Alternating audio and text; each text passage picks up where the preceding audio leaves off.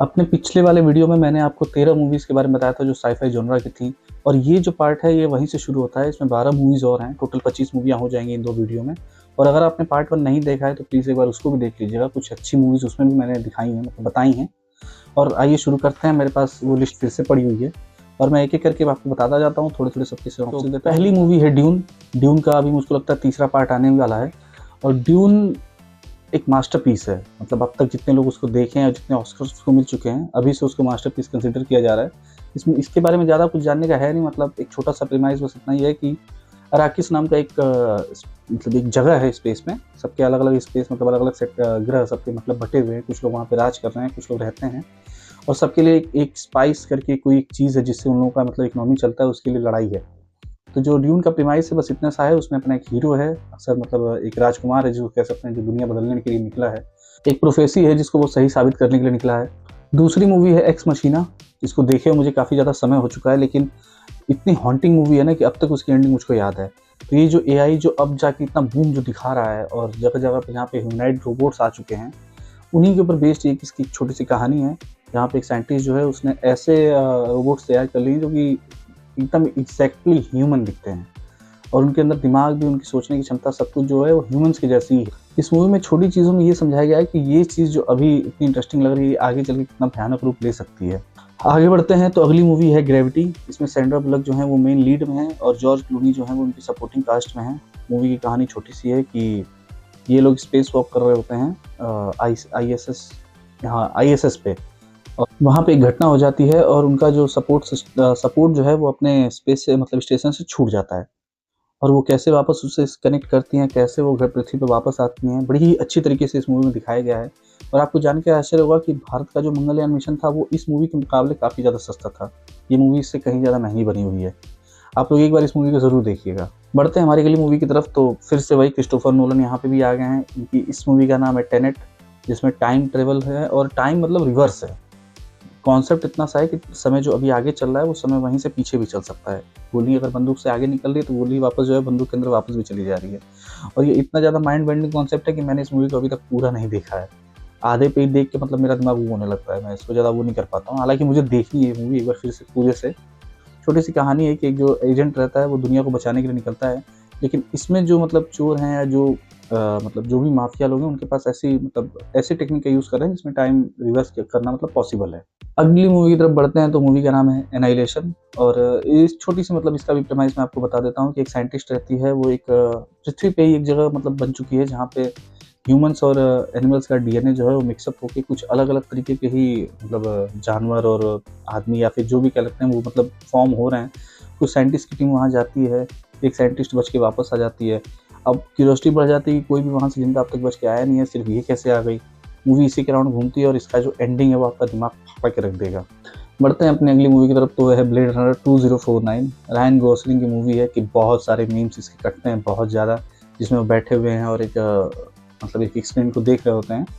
Dystopian world पे set है जहाँ पे ह्यूमन को मतलब इमोशंस से अपने वो ज़्यादा कनेक्ट नहीं हो पाता है और इस मूवी का हर फ्रेम जो है वो आपको एक वॉलपेपर की तरह लगेगा। इतनी ब्यूटीफुली तरीके से शॉट की गई है मूवी। अगर आपने ये मूवी नहीं देखी है तो प्लीज़ एक बार इस मूवी को देखिएगा। मैं इसके बारे में ज़्यादा कुछ बताऊँगा नहीं, मैं तो कुछ भी बताना मतलब स्पॉइलर है। आप एक बार इस मूवी को देखिए, एक्सपीरियंस करिए और जैसा भी आपका एक्सपीरियंस है शेयर करिए। बढ़ते हैं अपनी अगली मूवी की तरफ, तो वो है ready player one. Steven Spielberg को अगर आप नहीं जानते हैं तो कोई बात नहीं, वो मतलब कई सारी मूवीज़, अच्छी मूवीज़ के डायरेक्टर हैं, तो उन्होंने ये मूवी बनाई है रेडी प्लेयर वन, जिसमें हम जैसे आजकल नहीं वीआर के गॉगल्स चले हैं जिनको आप ऐसे लगाते हो और मतलब एक वर्चुअल वर्ल्ड में चले जाते हो।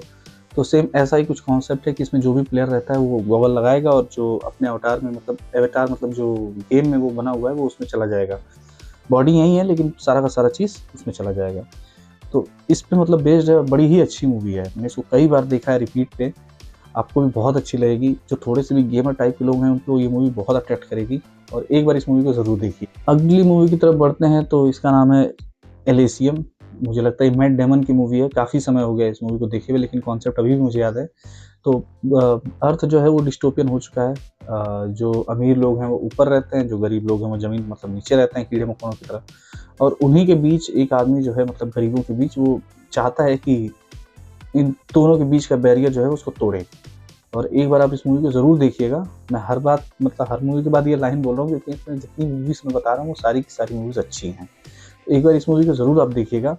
अ, अब मतलब जैसे नहीं होता है कि अगर आपको फ्यूचर में क्या होने वाला है, कैसे होने वाला है, या थोड़ा-सा भी उन सारी चीज़ों में मतलब थोड़ा-सा भी मन करता है कि ऐसी कुछ नई चीज़ें देखने का मन करता हो, तो एक बार इस मूवी को ज़रूर ट्राई करिएगा। इस लिस्ट की सारी मूवीज़ को आप ट्राई कर सकते हैं, ये आपको अपने साथ एक अलग ही दुनिया में लेके चली जाएँगी। बढ़ते हैं अपनी अगली मूवी। तो यहाँ पे जो अगली मूवी है वो है लूपर। और आप भरोसा मानिए इस पिक्चर को तो मुझे देखे हुए काफ़ी लंबा समय हो चुका है, लेकिन इसकी कहानी मुझको अब तक याद है।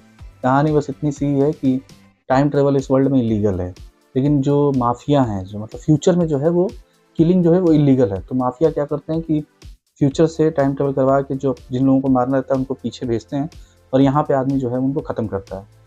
होता क्या है कि एक समय ऐसा आता है कि जो आदमी मतलब हिटमैन वाला जॉब कर रहा था उसको उसी का फ्यूचर सेल्फ मतलब भेजा जाता है मारने के लिए, और मूवी यहीं से इंटरेस्टिंग हो जाती है। इसके भी काफ़ी सारे मतलब मीम्स मैंने देखे हुए हैं और कुछ वायरल कटआउट्स भी देखे हुए हैं। और आपने से ही इस मूवी को अगर आपको देखने का मन कर गया हो तो एक बार इस मूवी को ज़रूर देखिएगा, आपको बहुत अच्छी लगेगी। एक बार फिर से नोलन यहाँ पे एंट्री लेते हैं और उनकी मूवी का नाम है the Prestige. Prestige Hugh Jackman और क्रिश्चियन बेल की मूवी है, और थोड़ी बहुत के लिए स्कारलेट जोहानसन भी इसमें है। मूवी का कॉन्सेप्ट बस इतना सही है कि दो जादूगर हैं जिनको एक दूसरे से बेस्ट बनने का मतलब होड़ है कि बस मैं किसी तरह उसको हरा दूं, और वो सोचता है कि मैं किसी तरह इसको हरा दूं। उसके चक्कर में इंसानियत जो है वो किस लेंथ तक जाती है, कहाँ कहाँ तक पहुँचती है, कितने लोगों का नुकसान करती है, कुछ अपना भी नुकसान करती है, वो नोलन ने काफ़ी अच्छी तरीके से दिखाया है। मूवी जो है वो अपना क्लाइमैक्स स्टार्टिंग में ही खोल देगी, लेकिन आपको उस पर ध्यान नहीं जाएगा।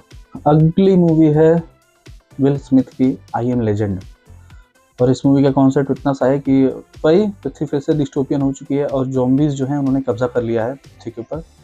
तो ज़ॉम्बीज़ के साथ कॉन्सेप्ट मतलब ये जो ज़ॉम्बीज़ हैं इनके साथ कॉन्सेप्ट ये है कि ये दिन में नहीं निकलते हैं, ये सिर्फ रात में निकलते हैं, और ज़्यादातर अमूमन पिक्चरों में यही होता है।